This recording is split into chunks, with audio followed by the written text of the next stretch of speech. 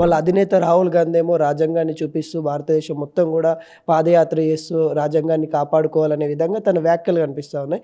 ఇక్కడేమో మంత్రుల తీరేమో ఇలానుంది. ఏం చెప్తారు? అగ్రనేత రాహుల్ గాంధీకి మీరిచ్చే సలహా ఏంటి? తెలంగాణలో ఉన్న వీళ్ళ తీరు పైన ఆయనకేమైనా సూచనలు ఇయ్యాలంటే ఏమిస్తారు? ఇప్పుడు అదే బాధ. ఆయన leader of the opposition Rahul Gandhi గారు. జై సంవిధానం చెప్పని మాటి మాటికి రాజ్యాంగం పట్టుకుంటాడు. మరి ఇక్కడనేమో రాజ్యాంగ హననం అవుతా ఉన్నది. ప్రజల హక్కుల గురించి మాట్లాడతాడు. ఇక్కడ ప్రజల హక్కులను కాలరాసేటువంటి ప్రయత్నం చేస్తూ ఉన్నారు.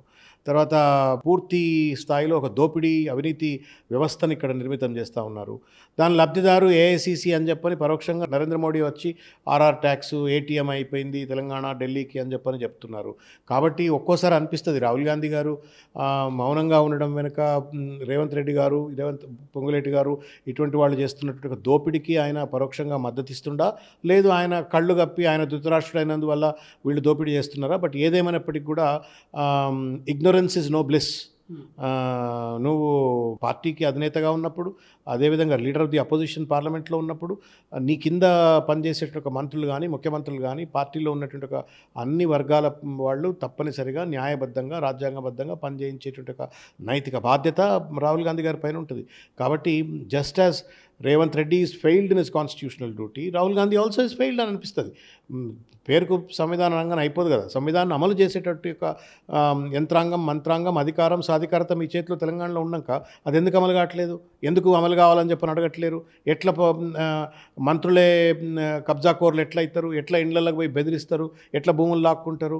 ఎట్లా రియల్ ఎస్టేట్ దందాలకు పాల్పడతారు? అంటే ఎక్కడో పైనుంచి కూడా ఏమైనా ఎండార్స్మెంట్ ఉందా అని చెప్పని. నాకు తెలిసిన కాంగ్రెస్లో గతంలో ఎవరైనా మంత్రులు తప్పు చేసినట్టయితే ఇమీడియట్గా వాళ్ళని సరిదిద్దేటువంటి ఒక చర్య, లేకపోతే హైకమాండ్ అంటూ వచ్చి వాళ్ళపైన చర్యలు తీసుకుంటుండే.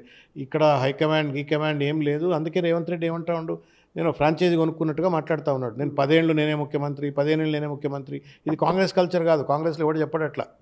రేపు పొద్దుగాల పదవి ఉంటుందో ఉండదో అన్నటువంటి ఒక రీతిలో కాంగ్రెస్ వాళ్ళు ఉంటారు. But this fellow is saying that I will continue for 10 years, 15 years. ఎట్లా అంటున్నాడు అంటే, ఎక్కడో ఒక దగ్గర రాహుల్ గాంధీని లోబర్చుకోనై ఉండాలా, రాహుల్ గాంధీని పూర్తిగా డార్క్లోనైనా పెట్టి ఉండాలా. కాబట్టి ఇద్దరు కూడా రెస్పాన్సిబులే. రేవంత్ రెడ్డి గారు, రాహుల్ గాంధీ గారు కూడా రెస్పాన్సిబులే. ఈ దోపిడీ, ఈ అవినీతి, తర్వాత ఈ రాజ్యాంగ వ్యతిరేక చర్యలు, తర్వాత ఇచ్చిన వాగ్దానాలను అమలు చేయకపోవటము, వీటన్నిటిపైన కూడా తప్పనిసరిగా జాతీయ స్థాయిలో రాహుల్ గాంధీ గారు కూడా ఎవ్రీ టైం అందుకే అడుగుతుంటాను, మీరు వచ్చి మాట్లాడండి, చెప్పండి what is happening in Telangana. Congress party సిద్ధాంతాలకు వ్యతిరేకంగా పనిచేస్తున్నాడు, కాంగ్రెస్ పార్టీ అధినాయకత్వం చెప్తున్న జై సంవిధానానికి వ్యతిరేకంగా పనిచేస్తున్నారు, చర్యలు తీసుకోండి అంటే చర్యలు తీసుకోవట్లేరు. మళ్ళా నేను తెలుగు 360 ద్వారా నేను అప్పీల్ చేస్తూ ఉన్నా, రాహుల్ గాంధీ గారు మీరు నిద్ర లేవండి. రేవంత్ రెడ్డి గారి ప్రభుత్వంలో జరుగుతున్నటువంటి ఈ భూ దోపిడీని అరికట్టండి, ప్రజల హక్కులను కాపాడండి, రాజ్యాంగాన్ని కాపాడండి అని చెప్పని కోరుకుంటున్నాను.